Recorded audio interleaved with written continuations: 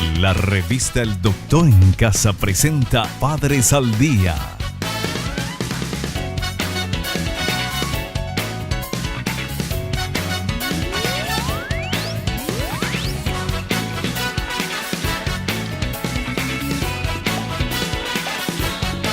Con la conducción de Alicia González Rodas. Padres al Día.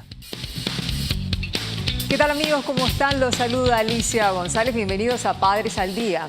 Hoy vamos a hablar sobre el manejo de las emociones, cómo ayudar a nuestros niños y adolescentes a gestionar sus emociones para alcanzar la inteligencia emocional. Pero antes vamos a una brevísima pausa y a la vuelta a la entrevista con nuestra invitada, aquí en Padres al Día. Ya volvemos con más Padres al Día.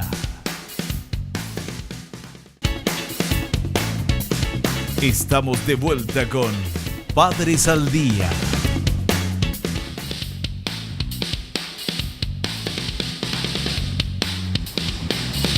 En Padres al Día damos la muy cordial bienvenida a Eliana Almeida. Ella es psicóloga clínica. Bueno, con ella vamos a desarrollar esta tarde cómo educar a los hijos en las emociones. Pero antes que nada, bienvenida. Muchísimas gracias. Gracias por estar aquí. Muy amable, gracias por el espacio. Es tuyo, cuando quieras. Bueno, hablemos de las emociones. ¿Qué son las emociones? Bueno, las emociones, justo estaba yo pensando cómo hablar las emociones en rápido y fácil, y no es un tema muy cotidiano de hablar, ni mucho menos de manejar.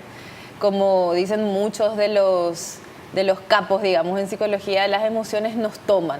Sí. Es una de las cosas que no podemos manejar, pero sí podemos delimitar hasta cuándo.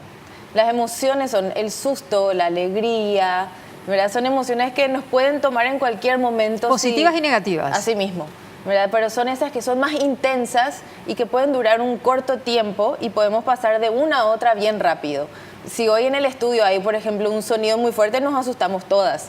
Y cuando nos damos cuenta, de repente, no, se cayó algo, nos reímos de nuevo. Entonces hicimos un cambio de emoción rápido. Sí, sí. ¿Verdad? A diferencia del estado de ánimo, que sí ya es algo más a largo plazo. Claro, las emociones son como más temporales, más ¿verdad? Cortitas, más intensas, se pueden cambiar de una a otra en un ratito. Pero es importante administrarlas. Muy importante. Definitivamente. Muy importante porque una emoción nos puede llevar a un estado de ánimo determinado. Claro, y producir inclusive una depresión, Totalmente. estrés y un montón de otras patologías Así propias. es. Y en el caso de los niños, ¿cómo ellos experimentan? Primero, yo creo que en el caso de los niños, ellos tienen que primero detectar qué son las emociones y entender qué les pasa, ¿verdad? Y para eso los padres cumplen un rol muy importante, ¿verdad? Claro. Los padres, o sea, nosotros, como muchas veces escucho, no hay manual para ser padres, y realmente hay muchos libros. Uno puede informarse de diferentes maneras, ¿verdad? Pero la experiencia es única para cada niño y para cada padre. Sí. ¿Verdad? Y como adultos tenemos la tarea de reconocer nuestras emociones. Si ya no pudimos de chicos, como adultos tenemos todavía el tiempo de reconocer, de saber cuáles son las emociones que nos embargan, porque la emoción también es característica de cada persona. Sí. ¿Verdad? Hay gente que es más emotiva, no emocional, más emotiva, otros son un poco más parcos. Eso sí ya uno lo trae en la personalidad. En el temperamento, ¿verdad? En el temperamento, ¿verdad? Sí. Pero todo es modificable, Alicia. Todo lo podemos modificar, todo podemos tratar, ¿verdad? Uno que tenga ganas de hacer cambios, todo. Uno no nace y muere de la misma manera, gracias a Dios podemos cambiar, y eso es ilimitado. Lo importante es que uno se conozca y que uno comience a gestionar sus propias emociones. Exacto. Y en el caso de los padres, que ellos sirvan de ejemplo a los hijos. Totalmente. Porque los hijos desde niñitos tienen que aprender a manejar las frustraciones, a manejar el manejo de las iras y todas esas cosas. La frustración está desde el nacimiento hasta el último día. Sí. ¿Verdad? La frustración es algo muy educativo. Sí. ¿Y qué se pretende con las emociones? Se pretende llegar a alcanzar una inteligencia emocional, ¿verdad? La inteligencia emocional sería el resultado de manejar las emociones, y también es una carrera a largo plazo. Sí. Porque cuando somos chiquitos tenemos ciertas emociones que no tenemos cuando somos adolescentes, que no tenemos cuando somos adultos mayores. ¿Verdad? Obviamente cuando uno llega a la adultez dice, qué tontería por las cosas que yo me preocupaba, me ponía triste, me estresaba cuando no era tan chico, tenía 20, pero de 20 a 60 aprendimos un montón, gracias a Dios. ¿Verdad? Entonces nosotros los mayores somos los que vamos a dar el ejemplo, acompañar en esta carrera que es la emotividad para los chicos desde muy temprana edad, desde bebé yo diría. Claro. Y desde el embarazo, de hecho, hay estudios que significan y revelan de que ya se transmiten emociones y ya se transmiten ciertos datos ese estado al feto. De conexión tan pura. Somos dos en uno. Totalmente. Somos dos en uno en el embarazo y todo lo que pasa por la mamá pasa por el niño. Claro, claro. A mí me llama la atención que hay gente que en esa búsqueda por alcanzar la inteligencia emocional no la alcanzan nunca. Nunca. Procuran, pero nunca la alcanzan. Sí. Quizás no. Depende también de las experiencias vividas. Hay gente que tiene un poquitito más complicada la existencia que otros, tienen o se bloquean traumas o están muy bloqueados. Tanto puede ser por experiencias o no, pero también hay mucha gente que hacen búsquedas incansables de muchas cosas y muchas veces están mirando muy lejos. Así y quizás mismo. la respuesta ya está acá. Ahí ya está al alcance de la mano. Y ya que hablamos de inteligencia emocional, la producción del programa preparó un material muy bueno sobre la inteligencia emocional. Veamos. Componentes de la inteligencia emocional. Conocer las propias emociones, tener conciencia de uno mismo, manejar las emociones, esto se basa en la capacidad anterior, automotivación, control de la impulsividad, cumplimiento de los objetivos y satisfacción con los logros, empatía, capacidad para reconocer las emociones de los demás, saber qué quieren y qué necesitan, manejar las relaciones, saber actuar de acuerdo con las emociones de los demás, facilidad para la toma de decisiones y resolución de conflictos. ¿Qué te pareció el material? Me encantó, excelente. Solo que son palabras con mucho poder para esperar eso de un niño. Claro. ¿Sí? Entonces tendríamos que empezar siempre a por desglosar. Los adultos y cuando esperamos por chicos ir desglosando. ¿Qué sería el primer paso que podría llegar a hacer un niño para lograr empatía? Por ejemplo. Conocer por qué está enojado. Claro, por ¿qué me pasa? ¿Qué es esto que sí. siento? ¿Dónde lo siento? ¿Cómo lo siento? ¿Cuándo lo siento? Sí. ¿Verdad? En el caso de repente de tener hermanitos o primitos, ¿verdad? Ahí en el compartir, en el préstame el juguete, este es el que a mí me gusta, o juguemos lo mismo, ¿verdad? O hacemos por tiempo, y muchas veces el adulto que está ahí cercano para poder mediar hace un gran trabajo. Aunque parezca que están jugando, solamente se están formando para el día de mañana. Claro, ese es el primer paso. El paso previo es conocerse a sí mismo, que conozcan y puedan identificar sus emociones de miedo, de alegría, de tristeza, todo eso. Y después avalar, cuando yo me siento, saber lo que siento. Ah, ok. Porque uno puede de repente sentir un dolor de panza que podría ser una angustia, pero me dan algo para el dolor, no me preguntan cuándo pasó, cómo empezó. ¿Cómo te sentís? ¿Cómo te sentís? ¿Verdad? Sino que me duele la panza, tengo miedo o me retraigo. ¿Y qué pasó antes que te duela la panza? Claro, ¿verdad? para buscar un poco la raíz de todo Exactamente. ese problema. Sí, sí. Y después, como un segundo paso, vendría la empatía, el ser capaz de distinguir las emociones y sensaciones Sí, de los demás, ¿verdad? Empezar por emociones básicas, ¿verdad? Claro. Y poder definir, eso que dijiste es genial, poder definir, porque uno dice, estoy feliz, qué grande es la felicidad, Sí. cuánto abarca la felicidad, igual que el miedo. Claro. Tengo miedo de esto, tengo miedo de aquello, ¿verdad? Entonces ponerle nombres, decir cuando siento miedo, cómo es, ¿verdad? Claro. O qué tanto miedo. Claro. ¿Fue igual el miedo cuando te fuiste al doctor o cuando te quedaste en la casa de tu tía y se cortó la luz? O enseñar de pronto la solidaridad con el ejemplo Por ahí en la supuesto. familia. Sí, Eso sí, también sí. hace que se empatice con otras personas que Exactamente. están pasando necesidades, Sí, ¿verdad? sí, sí. Entonces, bueno, acá tenemos otro material también muy interesante que habla sobre la educación emocional en la familia y el entorno escolar. Veamos. Educación emocional en la familia y en el entorno escolar.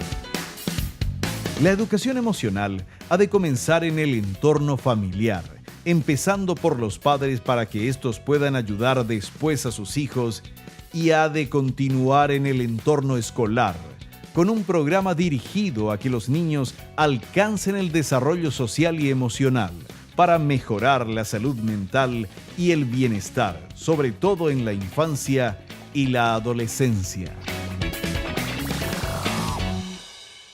Desarrollo social y emocional, ¿eh? Una idea fuerza muy importante, ¿eh? Totalmente, sí.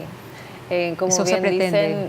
dicen, el colegio es un lugar donde, la escuela, el colegio es un lugar donde los chicos pasan mucho tiempo. Hoy en día casi todos son de doble escolaridad, regresan a casa a las 4 de la tarde o quizás si tienen algún otro o deporte o danza o algo así, están llegando a las 5 de la tarde.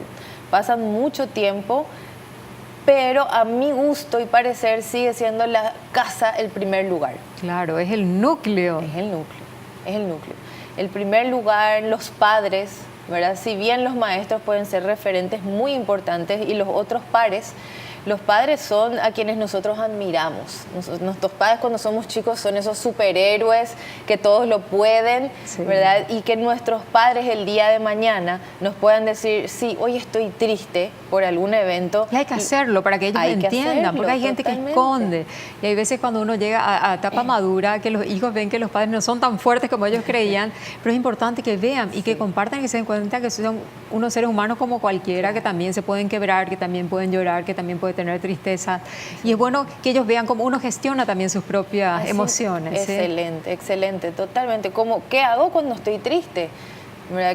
Que uno está triste y no solamente llora, ¿verdad? Porque la vida continúa y uno puede estar triste durante todo un día, ¿verdad? Sí. Igual estuvo bien.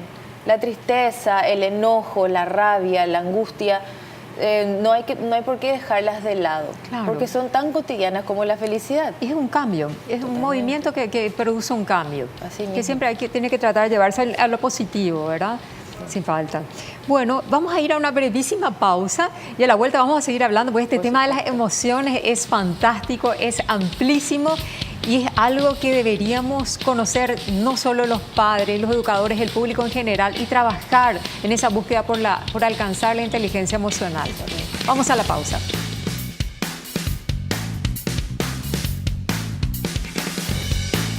Ya volvemos con más Padres al Día. Estamos de vuelta con Padres al Día.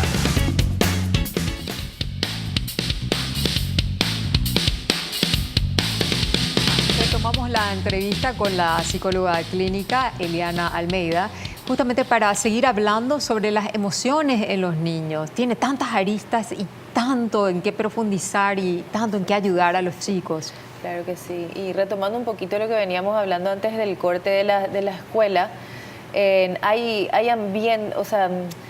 lugares en la escuela muy, muy importantes donde uno puede abrir este abanico de las emociones, ¿verdad? Y son pequeños momentos. Las profes tienen un montón de cosas que hacer, ¿verdad? Pero deberían de tener el hincapié de decir, ok, este es un buen momento para hablar de las emociones. Sí. Hay guarderías, escuelas que yo conozco que tienen su tiempo de hablar de emociones, tienen su tiempo de meditación. Me muero porque son unas cositas chiquititas, hermosas, chiquititos haciendo meditación, qué maravilla, respirando, sí, ¿verdad? Reconociendo emociones, trabajando. Que un ejercicio muy lindo es, por ejemplo, este sonido, ¿qué emociones me suscita? Claro. Esos son pequeños ejercicios muy simples que uno tiene a mano. Puede tener en un pen, en un CD, sí, diferentes músicas, unas más alegres, otras un poco más como más graves, claro, ¿verdad? Más rápidas, sí, más lentas, y ir experimentando las diferentes emociones y sensaciones. Y sensaciones que desencadenan en los chicos. Claro. Ese es un ejercicio que se puede hacer en cualquier hora de juego, de repente entre primitos también, una tarde en casa con la familia, ¿verdad? Y avala mucho. O de pronto tomar una circunstancia que aconteció, bueno, pasó esto con tal niña o tal niño, cómo vos ves esto, y ir orientando un poquitito, sí, y ver qué siente el niño o cómo percibió esa realidad. Exacto. Y lo lindo es que no todos van a percibir igual. Claro, y eso enriquece y también. Y ver esa diversidad es genial. Claro, para fomentar la tolerancia también. Claro, ahí empieza un montón de cosas, porque al uno no estar de acuerdo empiezan las discusiones sanas, es decir, pero a mí me pareció esto y a vos te pareció lo otro. Ok, no estamos de acuerdo. y no pasa nada. Claro. Eso también son habilidades emocionales. Hay hogares donde, bueno, los padres tienen un buen manejo de las emociones, entonces los chicos también absorben eso, pero hay otros hogares donde los chicos no recibieron esa carga positiva de un buen ejemplo, entonces son chicos con dificultades, con problemas, Sí. y encaran su relacionamiento social y principalmente en el colegio, ¿verdad? Sí, sí, de una manera ya sea expresándose con agresiones y de otras maneras. Claro que sí. Somos el reflejo. Somos el reflejo de las cosas que vivimos, del entorno en el que nos manejamos, ¿verdad? Y de esa manera vamos a actuar. ¿Te parece si vemos un material justamente que habla sobre las características de los niños con dificultades en el manejo de sus emociones? Veamos. Características de niños con dificultad del manejo de emociones. Los niños con trastornos de interiorización o de exteriorización de las emociones manifiestan características en aspectos de su funcionamiento emocional que los diferencian de los otros niños. Los trastornos de exteriorización incluyen desórdenes de la conducta, dificultades para manejar la rabia, irritabilidad e impulsividad. Los de interiorización, particularmente la depresión y la ansiedad, involucran un exceso de focalización interna de la tristeza o culpa. Habla de trastornos. Claro, un trastorno, Alicia, es algo que dura más en el tiempo. ¿Verdad? Algo que nosotros vemos que se repite. Ahí podríamos hablar de un trastorno que dura entre, podríamos decir, 3, 4 meses a 6 meses, algo que persiste. Pero no porque aparezca en 2 semanas vamos a dejar de darle atención porque tiene que cumplir 6 meses, ¿verdad? Claro. Sino que apenas aparece uno le presta atención. Pero para hablar con la palabra trastorno es algo que dura y que no tiene solamente un componente, no solamente hay tristeza, Sí. sino que hay algo más. Hay más componentes. Un niño puede estar triste porque no logró algo en el cole o algo se lo acompaña, pasa, Sí. ¿verdad? Pero después podemos hablar de depresión. Sí. ¿Verdad? Y algo que no me quería olvidar de decirles es algo que el niño que no juega es un foco rojo prendido de alarma. Un caldo de cultivo para un montón de El niño que no trastornos, juega, ¿verdad? algo pasa. Ahí hay que revisar. Un niño que no puede jugar, que no se puede relacionar. Es un llamado de atención. Es un llamado muy grande de atención. ¿Qué ¿verdad? otro síntoma también podría Un llamar la niño, atención? bueno, bien decía la información, ¿verdad? Tenemos chicos que pueden parecer como muy extrovertidos, que ellos están muy movedizos, pero no tienen un control de sus impulsos. Sí, ¿verdad? Entonces sí. hay como 2 aristas del que exterioriza y el que interioriza lo que le pasa. Claro. ¿verdad? El que interioriza podría de repente ir más para la depresión, estar más aislado, estar más quietito, sin vincularse mucho, pero también el que está demasiado extrovertido. O muy efervescente, de Muy repente lleva la efervescente. procesión por dentro y es generalmente dentro del grupo el alegre, esto que aquello, y después en sus ratos de soledad, ¿cómo administra sus emociones en relación con su familia? Claro, porque es como que él podría estar apagando algo que le pasa con esta extroversión. Sí. O también hay otros chicos que esa efervescencia, como le llamas, o esa Sí. hiperactividad es el mismo trastorno. Claro, ¿verdad? la que produce. Sí, ya un poco más relacionado al aprendizaje, ¿verdad? Pero sí, la hiperactividad es un trastorno interesante que tendríamos Ese que es tener otro en tema que cuenta. tenemos que Lo tratarlo hablamos en otra vez. oportunamente, que es bastante interesante. Mira, tenemos un montón de preguntas que nos hacen a través de redes sociales respecto al tema del manejo de las emociones con los niños y adolescentes. Nos llegó una de Coronel Oviedo, específicamente Raúl pregunta, ¿es bueno en alguna circunstancia reprimir las emociones? Si hablamos de niños, reprimir las emociones sería educarlos en la represión y no tanto, pero bueno, según la circunstancia, porque uno también educa demostrándole, ok, te sentís de esta manera, lo podemos hablar en casa, más largo y tendido. Claro. Yo estoy contigo ahora, te acompaño. Te ¿verdad? contengo. Te contengo y lo hablamos largo y tendido en casa. Claro. A eso si nos referimos con reprimir, eso está genial. Pero no viene a ser una represión, viene a ser, dejemos para otro momento esta conversación. Y después reprimir, mucho de repente no pasa nada, el chico se cae, se da un golpe. Los hombres no lloran, los hombres no lloran, o no seas malcriada, ¿verdad? Entonces... Mujer luego tenías que ser... Sí, la mujer luego llora mucho, tenemos un montón de cosas que están como grabadas a fuego en nuestro lenguaje y salen muy rápido. Y no para todos los chicos esto es un decir nomás. Claro. Quizás uno lo dice porque lo escuchó, pero para cada chico es muy diferente cómo va a sentirlo. Claro, cómo va gestionando, ¿verdad?, sus emociones. Hay otra pregunta, esta viene de Carapeguá. Laura pregunta, si una persona adulta no tiene control de sus emociones, ¿es posible que pueda aprender a controlarlas? Sí, gracias a Dios, siempre podemos aprender. Obviamente si esto es paulatino, ya desde pequeño, uno va aprendiendo, te van educando, es más fácil que cuando uno se encuentra ya desbordado, ¿verdad?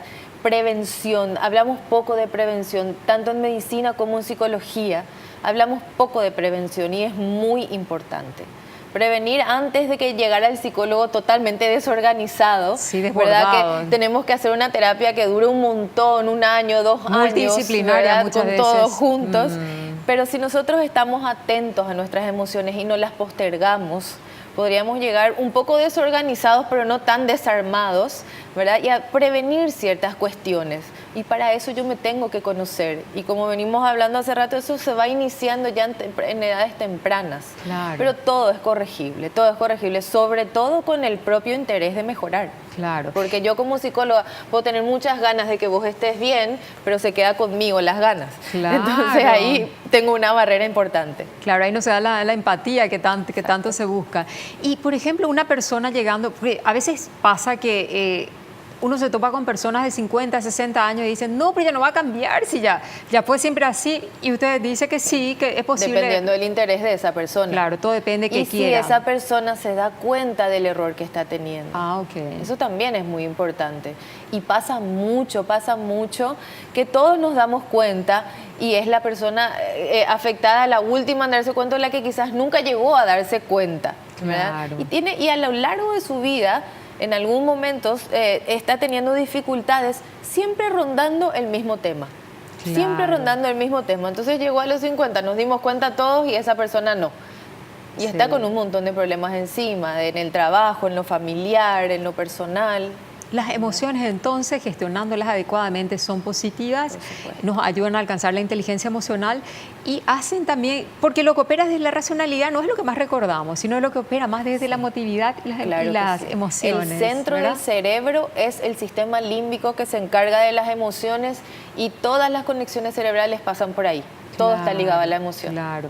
Yo, por ejemplo, recuerdo más hechos así que guardan relación con el cariño de mis padres que hechos de que me hayan marcado límites con esto, con lo otro, o que haya operado desde la racionalidad. Parece que eso te marca más con fuego. Sí. Los ¿verdad? límites son totalmente necesarios, pero ese cariño, ese apego, el ir de la mano caminando con la mamá o el papá, que nos acompañen, que estén en la carita y en el público cuando hacemos algún festival o en un cumpleaños. El otro día pasaba yo por un lugar que hace un montón de pasajes con mi mamá. Le digo, mami, ¿te acuerdas de la torta que me hizo la señora que trabajaba acá? Que tenía como una pileta de la Barbie. Yo cuando vi casi me morí y tenía como 5, hace 30 años atrás. Imagínate. Y las emociones guardan también relación con el lenguaje gestual. Sí, también. O sea, es un todo, verbal, gestual, todo. Volcar el corazón para empatizar con otros seres humanos. Un mensaje final que quiera dar, licenciada. Para mí lo más importante que quería dejar como tarea es avaliar y avalar siempre nuestras emociones. Sí. ¿Okay? No dejarlas de lado, no dejarlas pasar, hablarlas, tomarlas, tocarlas, sentirlas. Fantástico. Bueno, y con este hermoso mensaje de Eliana Almeida, psicóloga clínica, quien nos estuvo hablando cómo gestionar las emociones, cómo ayudar a nuestros niños y adolescentes a gestionarlas, ponemos punto final a otra edición más de Padres al Día. Por la atención, muchas gracias. Hasta un próximo encuentro.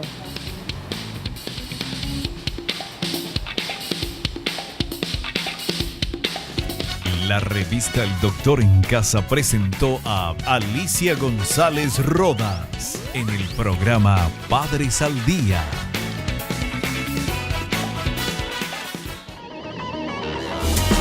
fue una realización de Alicante.